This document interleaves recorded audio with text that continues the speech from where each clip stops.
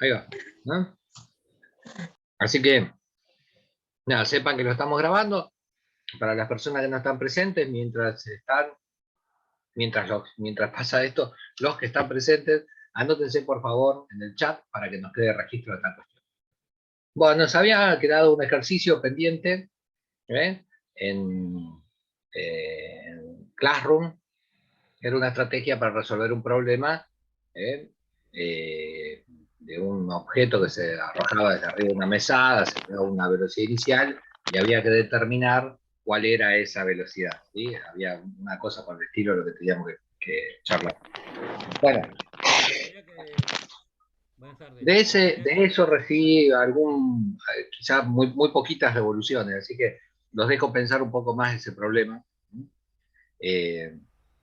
para que lo vayan, finalmente resolviendo. Y hoy le vamos a agregar algunos elementos a lo que ya veníamos charlando, ¿sí? Veníamos charlando sobre el tiro desde una altura. Conseguí un simulador para que los dibujitos sea más fácil de realizar, que sería este que ya les comparto. A ver. Compartir pantalla. Miren. ¿Lo ven ahí? Bueno, es un simulador, es un aparato, un programa que es capaz de hacer un tipo de representación. Por ejemplo, una representación podría ser esto, que como lo que estábamos haciendo nosotros la semana pasada. Es un cañón que está disparando desde una altura. Este dice que está disparando desde, no sé, 4 metros de altura. Desde el nivel del suelo a 4 metros de altura. Entonces, el disparo que va a efectuar no tiene elevación, está a 0 grados. Respecto a la horizontal, están en la misma, ¿cómo se dice? En la misma dirección que el suelo. Son paralelos el eje del cañón con el eje del suelo. Bueno, que sería lo que estábamos haciendo nosotros. Y acá puedo modificar la velocidad. Entonces, hago un disparo con una velocidad de 6 metros por segundo. ¿Ven? Disparo ahí. Bueno, la trayectoria del cañón es esa. Ni siquiera sale por la boca del cañón en la simulación, porque se considera el disparo desde este punto, ¿sí? No de la boca del cañón, sino de este punto donde se cruzan, digamos, el eje vertical y el horizontal. Entonces, con una velocidad chiquitita, la bala del cañón hace esta trayectoria, que es la que nosotros veníamos estudiando la clase pasada. Si en cambio disparo con una velocidad mayor, disparo con, no sé, 23 metros por segundo, bueno, nada, lo único que ocurre de diferente con el anterior es que cae más lejos, pero ambas trayectorias ocurren en el mismo momento, los dos tardan el mismo tiempo en llegar desde los 4 metros hasta el suelo. Esta es un poco las cosas que estuvimos charlando en la clase pasada. Si nosotros le ponemos acá una representación de las, ¿cómo se dice? De las velocidades y disparo lo mismo, hago el mismo disparo, se ve ahí una flecha verde que indica cómo sería la velocidad. Lo voy a poner en un momento más lento, la velocidad inicial, lo pongo un poco más lento, y observamos, hay una flecha verde que representa la velocidad. Esa velocidad la puedo pensar en dos componentes, ¿sí? Y cuando hago el disparo se ven como dos flechitas allí. Lo hago de nuevo y lo detengo en un punto, por ejemplo ahí. Se ven como dos flechitas. Una flecha para adelante, que es la velocidad que habíamos llamado velocidad en X, y una flecha para abajo, que es la velocidad en Y. Esta velocidad, si yo pudiera volver el movimiento un poco para atrás, esa velocidad en este punto es más pequeña, ¿sí?, que en el punto siguiente. Bueno, ahí van, una ahí, se ve una velocidad pequeñita y esta otra velocidad a la altura del hombre es mayor. Mientras que la velocidad para el frente, la representación de esa velocidad hacia el frente, sigue siendo la misma. ¿Está? Entonces, nada, a medida que el cuerpo va avanzando, va cayendo y la velocidad vertical en cada punto es mayor. ¿Está? Trato de verle los rostros. A ver si hay que dejar esto. ¿Hasta ahí la cazaron? Ah, mirá, hay un compañero esperando. ¿Hasta ahí más o menos entendieron? No, más o menos, profe. Bueno, sería así. Para más o menos irlo chusmeando, el proyectil ese que estás disparando lo tenés que pensar como un movimiento compuesto en dos direcciones. Vuelvo de nuevo al simulador. Un movimiento en dos direcciones. Una de las direcciones es para el frente y la otra dirección es para abajo. Cada uno. Hola, buenas tardes. Hola, hola. Cada uno de los puntos que va tomando el proyectil en su trayectoria, en su movimiento, va a ser una combinación de de esas dos velocidades. Una velocidad que define el movimiento para adelante y una velocidad que define el movimiento para abajo. La velocidad hacia adelante es siempre permanente, es siempre constante, no cambia. Cambiaría si yo le pongo una fricción, ¿sí? Si considero los efectos del aire sobre el objeto. Si no estoy considerando los efectos del aire sobre el objeto, una bocha de hierro que se mueve hacia adelante, no sé, impulsado desde arriba de la mesada esa, que, como el ejercicio que les había quedado, la velocidad hacia el frente es constante. Y la que sí varía, porque está afectada por la aceleración de la gravedad, es la velocidad vertical. O sea que en cada momento esta flecha que representa la velocidad vertical va a ir incrementándose, ¿eh? En cada momento va a ser un poco más larga, ¿ves? Ahí está llegando al suelo, la velocidad vertical es mucho mayor que la de acá. ¿Qué tanto varía la velocidad vertical? Bueno, varía según la gravedad y el tiempo. La velocidad vertical es simplemente la acción de la gravedad multiplicada por el tiempo. Es esa tabla de evolución de la velocidad que habíamos hecho bueno, en algún momento del primer cuatrimestre, ¿sí? Ya hace rato eso.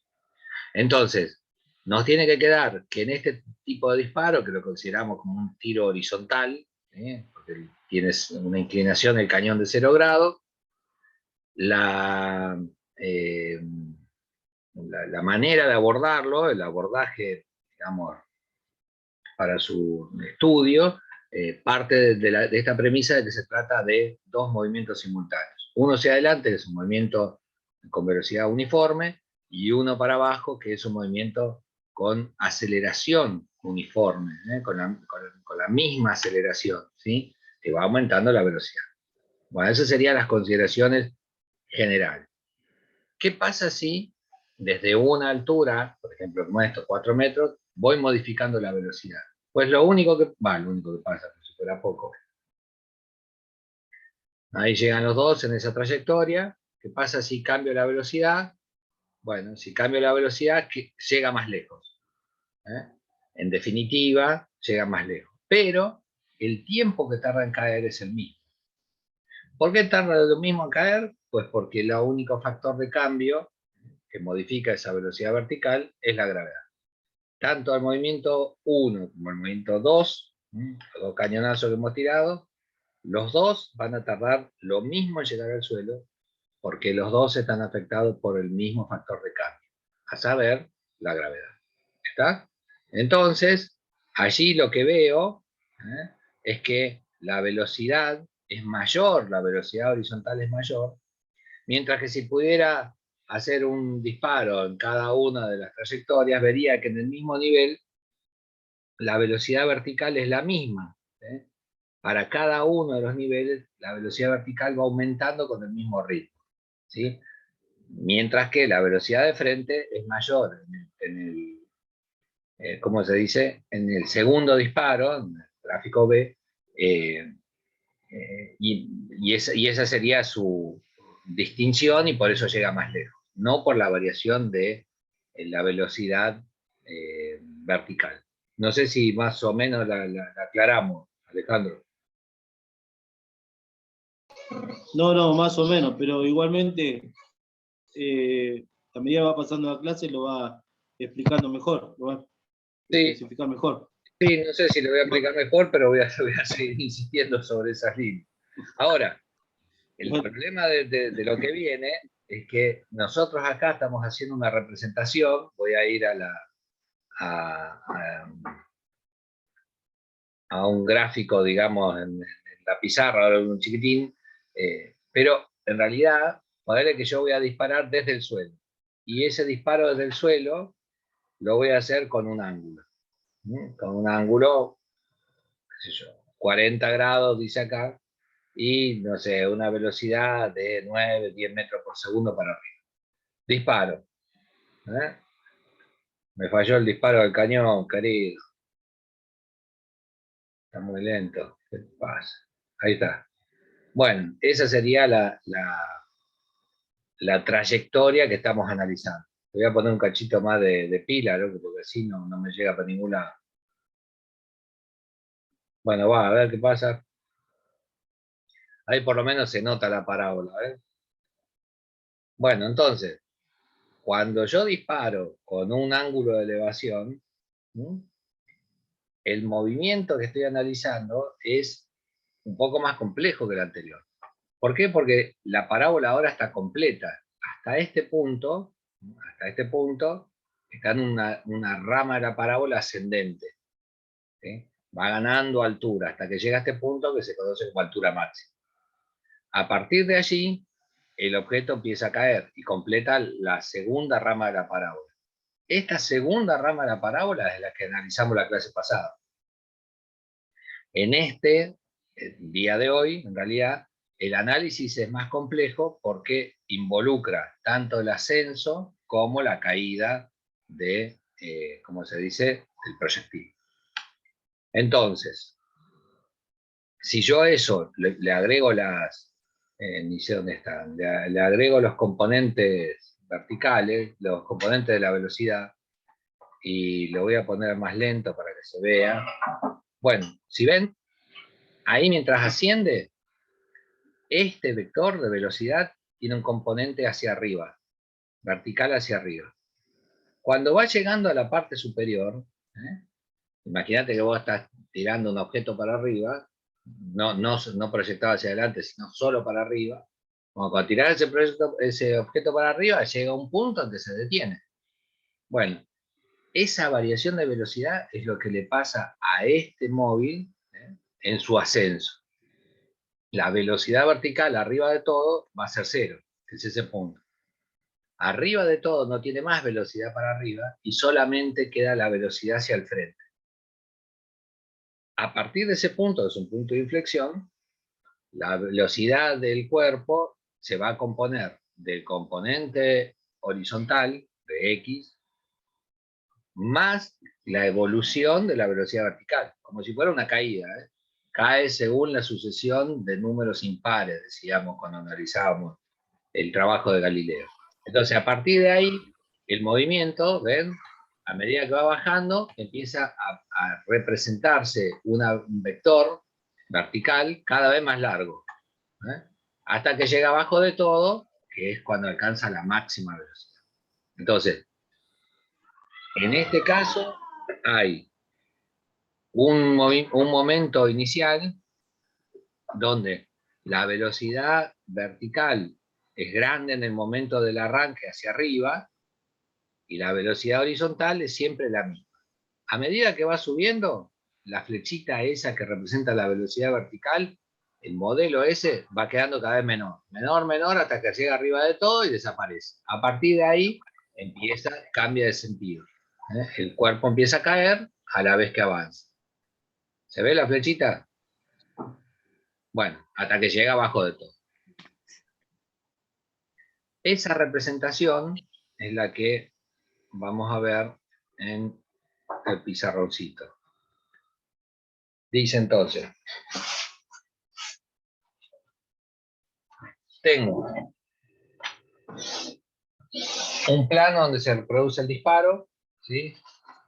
Una velocidad para arriba, que es esa velocidad inicial para arriba, y esa velocidad en el momento del disparo tiene un componente hacia el frente, ¿no? Que es la velocidad en X, y un componente hacia arriba, lo estoy haciendo con distintos colores, que no sé si se nota, la velocidad para arriba, que es la velocidad en I. Esta velocidad en I está afectada por la gravedad. Sube, y a medida que sube, la gravedad está actuando en sentido contrario. La gravedad actúa para abajo. ¿Está bien? La aceleración de la gravedad actúa para abajo. Por lo tanto, esta velocidad va a ser afectada por la gravedad y en el instante siguiente ya no va a medir esto, va a medir un cachito menos. ¿Sí? Como si tiro un objeto para arriba, tiro algo para arriba, bueno, cada vez va con menos velocidad hasta que arriba de todo se detiene.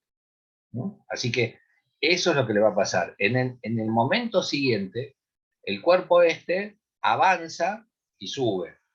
Las dos cosas pasan. Por eso va quedando esa trayectoria así, ¿no? Bueno, si la hago tan grande no me va a entrar en la pizarrita.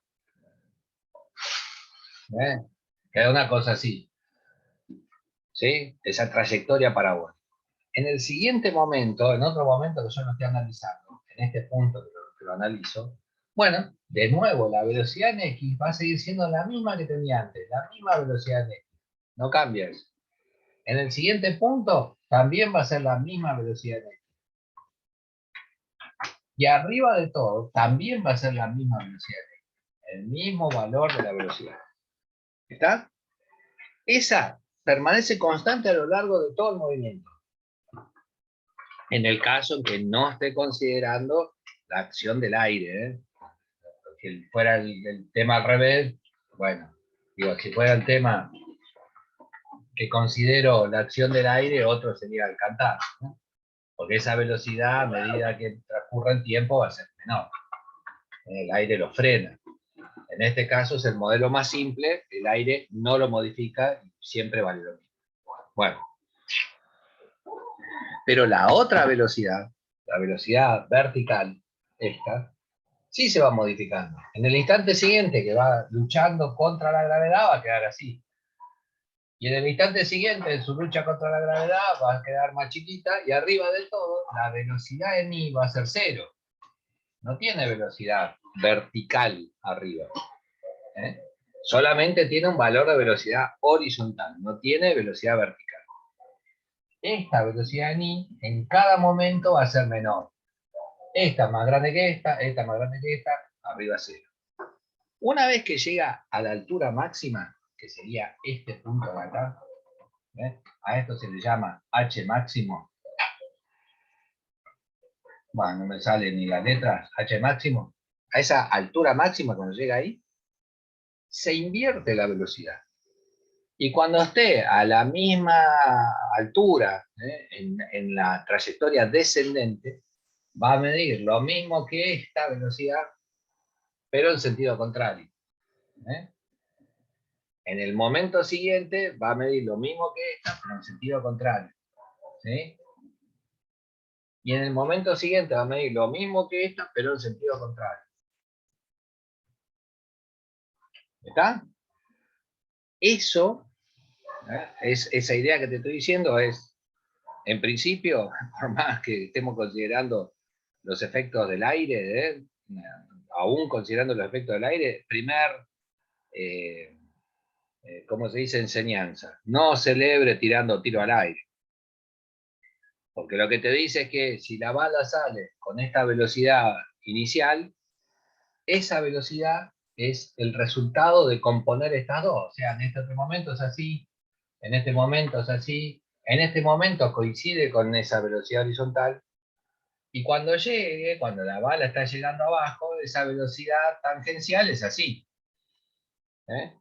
Entonces, sin los efectos del aire, la velocidad con la que la bala sube, así, es igual a la velocidad con la que la bala llega al suelo, así. ¿Está? Considerando los efectos del aire, se producen distorsiones. Bueno, no llega con la misma velocidad, pero si salió acá a 200 metros por segundo, llega acá a 100 metros por segundo, y eso es suficiente para hacerte un agujero en la cabeza. Entonces, no celebremos, que a veces todavía sigue pasando, celebraciones o duelos a los corchazos al aire. Bueno, eso. en principio, la velocidad para arriba, la velocidad en I, se va modificando por acción de la gravedad, se hace cero arriba y empieza a crecer de nuevo para abajo. Esa velocidad variable, la vertical, siempre con el componente, ¿sí? Sería así, el componente horizontal, que siempre es el mismo, llega arriba de todo, queda solamente el componente horizontal, después empieza a modificarse y termina así. ¿Está? ¿Sí? Ese es el recorrido, digamos, es esa composición de velocidades es lo que define este tipo de movimiento, ¿sí? Y la trayectoria parabólica. ¿Está? Entonces, nos tiene que quedar el análisis de las trayectorias parabólicas, o en el análisis de la trayectoria parabólica, tenés que pensar el fenómeno en dos dimensiones.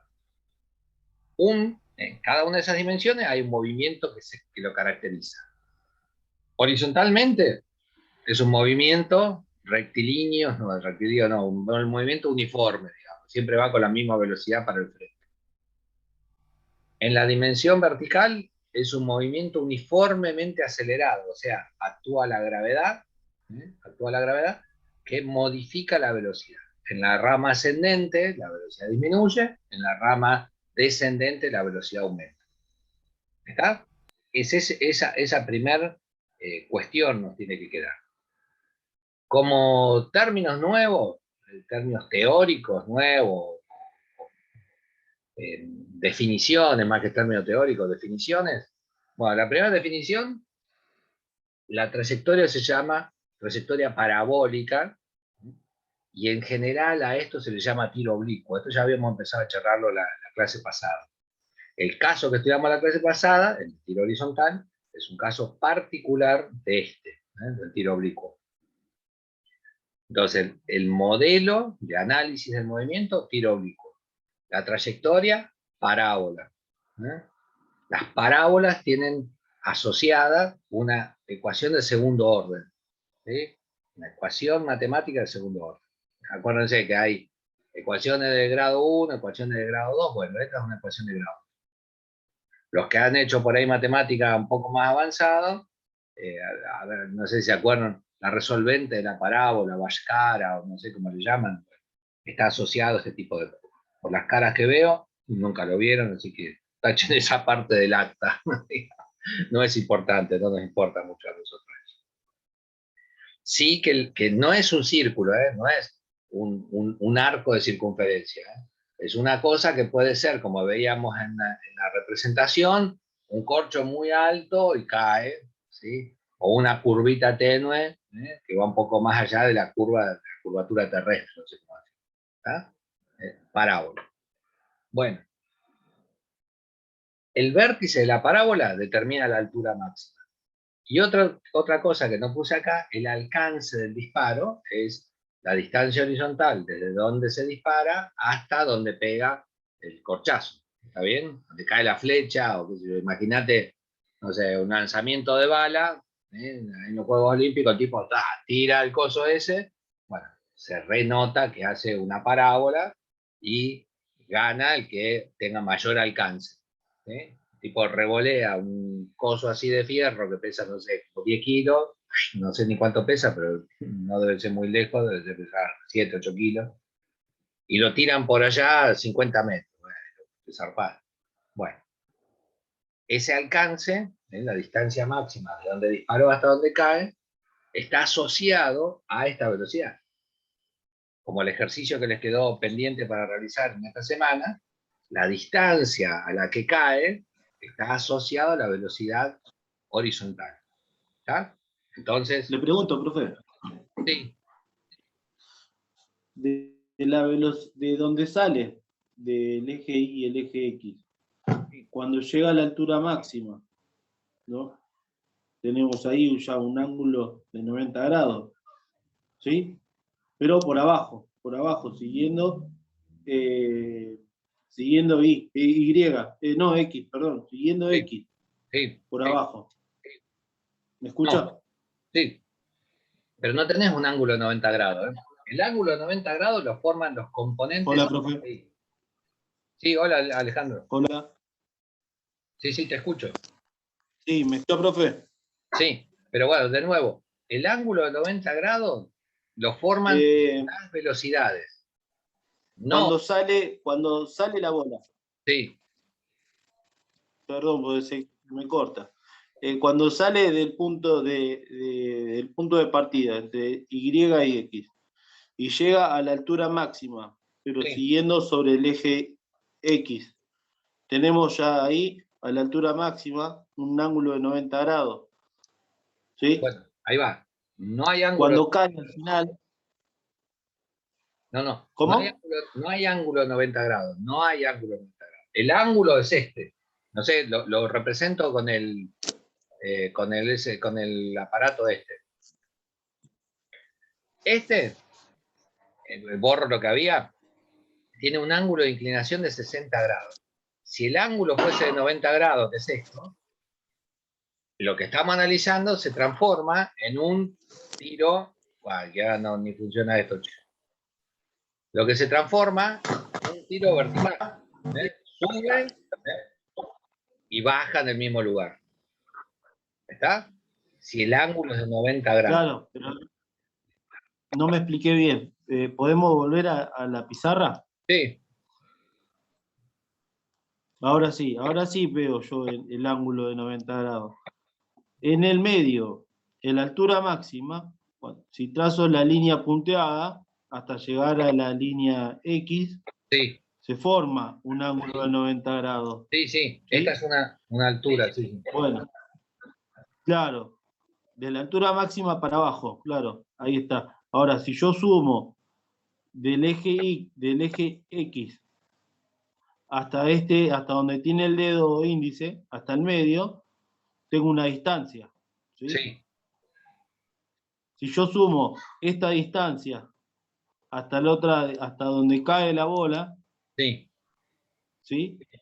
Tengo el mismo resultado, es sí, donde va a caer la pelotita. sí, sí, ahí sí. La distancia desde el lugar de disparo hasta la altura máxima es la misma que de la altura Sí. máxima hasta donde cae la bola. Eso es así, sí, correcto. Bien. Igualmente, independientemente de si está la acción del viento, como usted dijo, No, ¿no? si está la acción del viento, cambia, ahí cambia. Nosotros estamos considerando que Puede caer en otro lado. Claro. Está bien. si acá, mira, creo que esto lo puede hacer, a ver.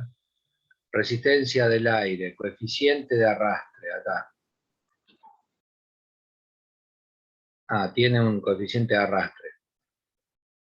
Disparo, claro, en esto ni se va a notar. A ver si se nota algo.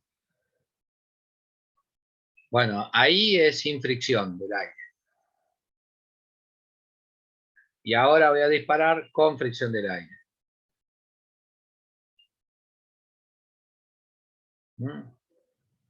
Bueno, si uno hiciera el análisis pormenorizado de esto, no solamente llega más lejos, que no tiene fricción del aire, acá yo le cliqué en el costadito, resistencia del aire, y también depende de la masa. Si yo le pongo una masa, a ver si se puede cambiar la masa.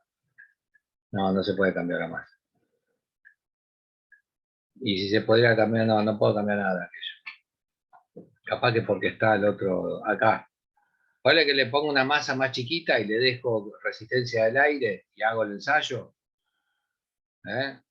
Se retrasa más aún, porque sobre esa masa pequeña la resistencia del aire es mucho más notoria, ¿eh? Mientras más chiquito es el objeto, mientras menos masa tiene, es más notoria la resistencia del aire. Y si uno hiciera acá la división por la altura máxima de esta última curva, el tramo desde la mitad hasta la vertical es mayor que de la vertical hasta donde cae.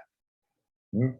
Eso tiene que ver, insisto, máximo diámetro, menos peso, cada vez la resistencia del aire es más notorio y cada vez se atrasa más. ¿Ves? Menos peso, mayor tamaño, como si agarrara una pelota de telgopor esta última. ¿Sí? Tiene un diámetro de 1 metro, así de gorda, y pesa 1 kilo. Cuando haces la simulación se renota que la primera parte es más la distancia que recorre que la última. Nosotros los casos que estamos analizando, Si yo le saco la resistencia del aire y dejo la bocha de 1 metro de diámetro y una masa de 1 kilo y hago el ensayo, no cambia de la primera que habíamos dibujado. Es lo mismo. En ese caso, no importa ni el diámetro, poderle crear un diámetro más chico y una masa más grande, como la pala que tiran los muchachos estos, una bocha que 10 centímetros pesa como 8 kilos y disparo, no tiene diferencia con el primer caso, con el caso de la bocha gigante, quiero decir. ¿Está bien? En la trayectoria azul, no estoy considerando los efectos del aire. En las otras, sí, y entonces depende el diámetro, la masa, el ángulo, un montón de cosas dependen en el segundo caso. ¿Pasaron? ¿Vieron ahí más o menos esa simulación? Sí, Sí, profe. profe. Bueno, nosotros usamos el modelo más simple. No estamos pensando en que tenga efectos del aire sobre la trayectoria. La consecuencia es eso que dice Alejandro. La primera mitad y la segunda mitad lo mismo. Es el modelo más simple. Es un modelo. La verdad que nosotros vivimos dentro del aire, o sea que siempre va a haber algún efecto del aire en el movimiento, pero es el modelo más simple. Ahora bien, para abordar la matemática de este modelo, tenemos que ir a recordar o apropiarnos, depende del caso, de un capítulo de la matemática que se llama trigonometría. ¿Escucharon hablar de trigonometría? Sí, profe. Hablar. Hablar, sí. Tenemos 2 sí. María, mientras no iba al boliche, se estaba a leer trigonometría, contó el otro día, para los que no estuvieron. Bueno, pero la verdad es que parece que no estuvieron tan cerca de la trigonometría. Bueno, les cuento básicamente de qué va. Lo necesitamos para poder pensar esto en estas 2 dimensiones. Porque en definitiva, cada uno de estos dibujitos que están acá, lo podés pensar como un triangulito, ¿ves? ¿Sí? Un triangulito donde el lado más largo, un triángulo rectángulo en principio, ¿no? En ese sentido del aporte de Alejandro, un triángulo rectángulo. Ese triángulo rectángulo tiene un lado que es más largo que los otros dos, y lo mismo lo podés pensar en cualquiera de los triángulos rectángulos. La hipotenusa, el lado más largo se llama hipotenusa, y siempre coincide con la velocidad total, la velocidad tangencial del cuerpo, la velocidad que habíamos representado en verde. Entonces, por eso mismo, como se van formando pequeños triangulitos, vamos a estudiar, o vamos a recordar, o les presento, una parte de la matemática que estudia esos triangulitos. ¿Sí? Estudia la relación entre los lados del triangulito. ¿Por qué? Porque este lado del triangulito es la velocidad en X, este lado del triangulito equivale a la velocidad en Y, y este lado del triangulito representa la velocidad total del disparo. Entonces, cada uno de los lados del triángulo está asociado a nuestro movimiento. Y por eso vamos a chusmear algunas nociones de trigonometría. Que, como el nombre indica, esto de la trigonometría. Este era de, profe, y de hipotenusa, como dijo. Sí, sí, viene Seno, por ahí. coseno. Está asociado la trigonometría, es un polígono, es una figura que tiene muchos lados, de ahí lo de polígono.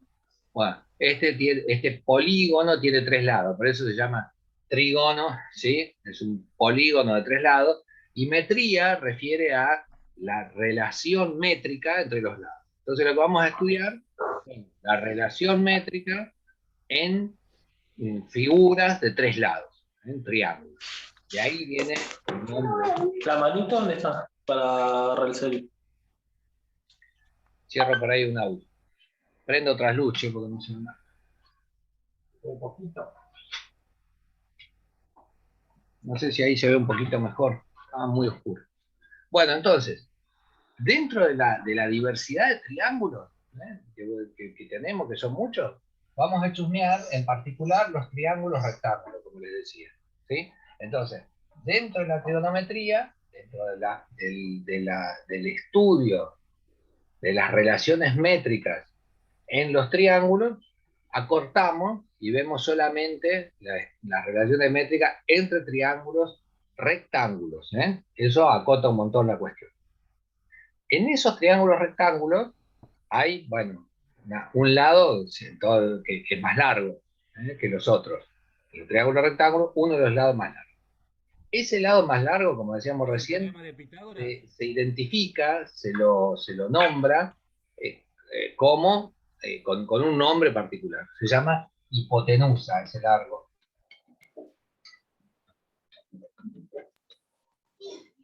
¿Está?